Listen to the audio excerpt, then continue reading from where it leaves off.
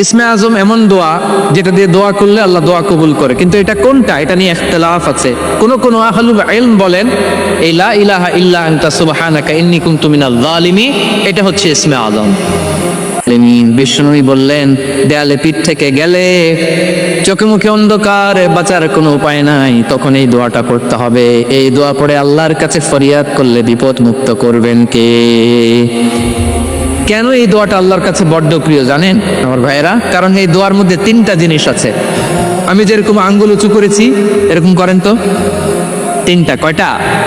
তিনটা। এক নম্বরে হচ্ছে তাওহীদ, দুই নম্বরে তাসবিহ, তিন নম্বরে তাকরীর। আই রিপিট, আবারও বলছি, এক নম্বরে তাওহীদ, দুই নম্বরে তাসবিহ, তিন নম্বরে তাকরীর। এই দোয়াটা আল্লাহর কাছে এত পছন্দনীয় কারণ এই দোয়ার প্রথম অংশে আছে তাওহীদ, আল্লাহর একত্ববাদের ঘোষণা। লা ইলাহা ইল্লা আনতা, ও আল্লাহ আপনি ছাড়া কোনো ইলাহ নাই, উপাস্য নাই। এই কথা বললে আল্লাহ বড্ড খুশি হয়ে যায়। সুবহানাল্লাহ পড়েন।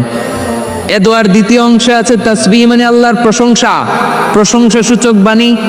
সুবহানাক সুবহানাক সুবহানাক, ও আল্লাহ আমি আপনার পবিত্রতা ঘোষণা করছি। সুবহানাক, এই কথা শুনলেও আল্লাহ খুশি হয়ে যায়। সুবহানাল্লাহ করেন।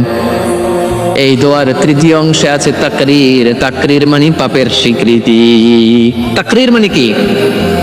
তাকরীর মানে পাপের স্বীকৃতি। এই দোয়ার তৃতীয় অংশে আছে ইন্নী কুনতু মিনাল যালিমিন, ও আল্লাহ আমি জালিমদের অন্তর্ভুক্ত। আল্লাহ আল্লাহ আমি জালেম, আল্লাহ আমি ভুল করেছি, অন্যায় করেছি, আল্লাহ আমি জালেমদের অন্তর্ভুক্ত। এই পাপের স্বীকৃতি, অ্যাকনোলেজমেন্ট আল্লাহ বড্ড পছন্দ করে।